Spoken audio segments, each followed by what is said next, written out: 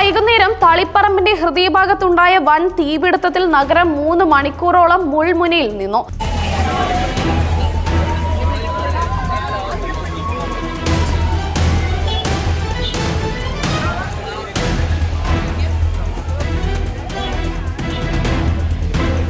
വൈകിട്ട് 5 മണിയോടെ ഏറ്റവും തിരക്കേറിയ സമയത്താണ് KV കോംപ്ലക്സിലെ കെട്ടിടങ്ങൾക്ക് തീ പിടിച്ചത്. തീ ആളിപ്പടർന്ന് 3 കെട്ടിടങ്ങളെയാണ് ഇത് ബാധിച്ചത്. ഏകദേശം 60 കടകളും അതിലെ സാധനങ്ങളും കത്തിച്ചാമ്പലായതോടെ കോടിക്കണക്കിന് രൂപയുടെ നാശനഷ്ടമാണ് കണക്കാക്കുന്നത്.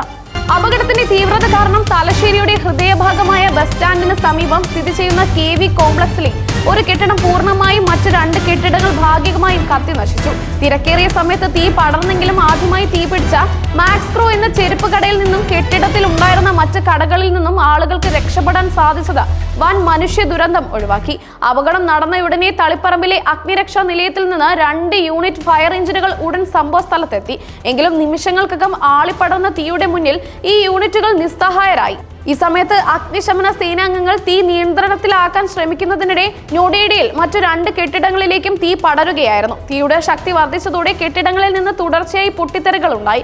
കഫേ പോലുള്ള സ്ഥാപനങ്ങളിലെ ഗ്യാസ് സിലിണ്ടറുകൾ ഉണ്ടായിരിക്കാം ഈ പൊട്ടിത്തെറിക്ക് കാരണമെന്ന് കരുതപ്പെടുന്നു. ഈ പൊട്ടിത്തെറികൾ രക്ഷാപ്രവർത്തനങ്ങൾ കൂടുതൽ ദുഷ്കരമാക്കി. അഗ്നിശമന സേനയുടെ ആദ്യ ശ്രമങ്ങൾ പരാജയപ്പെട്ടതോടെ കൂടുതൽ യൂണിറ്റുകൾക്കായി അഭ്യർത്ഥന പോവുകയും വിവിധ സ്ഥലങ്ങളിൽ നിന്നുള്ള യൂണിറ്റുകൾ സ്ഥലത്തേക്ക് കുതിച്ചെത്തുകയും ചെയ്തു.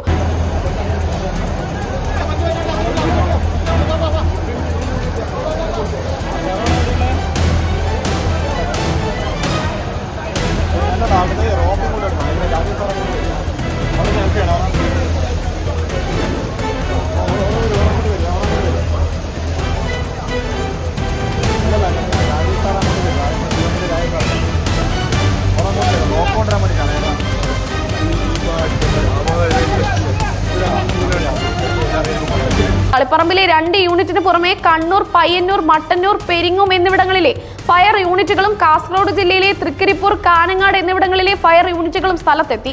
തീ അടയ്ക്കാനുള്ള ശ്രമത്തിനിടെ അഗ്നിരക്ഷാ സേന നേരിട്ട പ്രധാന പ്രതിസന്ധി ജലക്ഷാമമായിരുന്നു. ഫയർ എഞ്ചിനുകളിലെ വെള്ളം വേഗത്തിൽ തീർന്നു പോയതോടെ അത് വീണ്ടും നിറയ്ക്കാൻ കുടിവെള്ള ലോറികളെ ആശ്രയിക്കേണ്ടി വന്നു. 8 അഗ്നിരക്ഷാ യൂണിറ്റുകൾ ഉൾപ്പെടെ 12 യൂണിറ്റുകൾ എത്തിയാണ് തീ അണച്ചത്. ഇതിൽ 2 കുടിവെള്ള ലോറികളും ഉൾപ്പെടുന്നു. വിവിധ ജില്ലകളിൽ നിന്നും യൂണിറ്റുകൾ എത്തിച്ചുള്ള ഊർജിത ശ്രമങ്ങൾക്കൊടുവിൽ വൈകിട്ട് 5 മണിക്ക് ആരംഭിച്ച തീപിടുത്തം രാത്രി 8 മണിയോടെയാണ് പൂർണ്ണമായും നിയന്ത്രണ വിധേയമാക്കാനായത്. 3 മണിക്കൂറിലധികം നീണ്ടുനിന്ന രക്ഷാപ്രവർത്തനം അഗ്നിശമന സേനാംഗങ്ങളുടെ കഠിനാധ്വാനത്തിന് ഉദാഹരണമാണ്. ഗ്രൗണ്ട് ഫ്ലോറും 3 നിലകളുമുള്ള കെട്ടിടമാണ് തീപിടുത്തത്തിൽ പൂർണ്ണമായും കത്തിത്തീർന്നത്. ഈ കെട്ടിടങ്ങളെല്ലാം തളിപ്പറമ്പിന്റെ പ്രധാന വാണിജ്യ കേന്ദ്രമായിരുന്നു. കത്തിയിരുന്ന കെട്ടിടങ്ങളിൽ പ്രവർത്തിച്ചിരുന്നത് പ്രധാനമായും ചെരുപ്പ് കടകൾ, വസ്ത്രകടകൾ, കളിപ്പാട്ട കടകൾ, പലചരക്ക്, സ്റ്റീൽ പാത്രങ്ങളുടെ കടകൾ, കഫേകൾ ഉൾപ്പെടെയുള്ള നിരവധി സ്ഥാപനങ്ങളാണ്.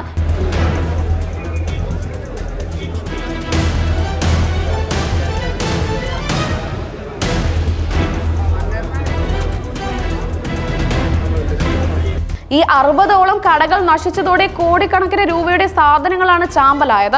നിരവധി വ്യാപാരികളുടെ ജീവിതമാർഗമാണ് ഒറ്റ രാത്രി കൊണ്ട് ഇല്ലാതായത്. പ്രാഥമിക കണക്കെടുപ്പുകൾ പ്രകാരം നാശനഷ്ടത്തിന്റെ വ്യാപ്തി അമ്പരപ്പിക്കുന്നതാണ്. വൈകുന്നേരം ആയതിനാൽ ബസ് സ്റ്റാൻഡിൽ 100 കണക്കിന് ആളുകളാണ് ബസ് കാത്തു നിന്നിരുന്നത്. തീപിടുത്തം ഉണ്ടായ കെട്ടിടത്തിന്റെ മുൻഭാഗം പ്രധാന ഹൈവേയും ബസ് സ്റ്റാൻഡും ആയതിനാലും സാധാരണയായി തിരക്കേറിയ സമയമായതിനാലും നിരവധി പേർ ഈ പ്രദേശത്തുണ്ടായിരുന്നു. തീയും പുകയും ഉയർന്നതോടെ യാത്രക്കാർ പരിഭ്രാന്തരായി. അപകടത്തെ തുടർന്ന് ബസ്സുകൾ തൃച്ചംബരം ക്ഷേത്രത്തിന് സമീപത്തു നിന്നും തിരിച്ചുവിട്ടു. ബസ്സുകൾ സ്റ്റാൻഡിൽ കയറാതെ വന്നതോടെ യാത്രക്കാർ വലഞ്ഞു. തീപിടുത്തത്തെ തുടർന്ന് നഗരത്തിലൂടെയുള്ള ഗതാഗതം പൂർണ്ണമായി സ്തംഭിച്ചു. മറ്റു പല വഴിക്കും വാഹനങ്ങൾ തിരിച്ചുവിട്ടെങ്കിലും നഗരത്തിൽ രൂക്ഷമായ ഗതാഗതക്കുരുക്ക് ഒഴിവാക്കാനായില്ല.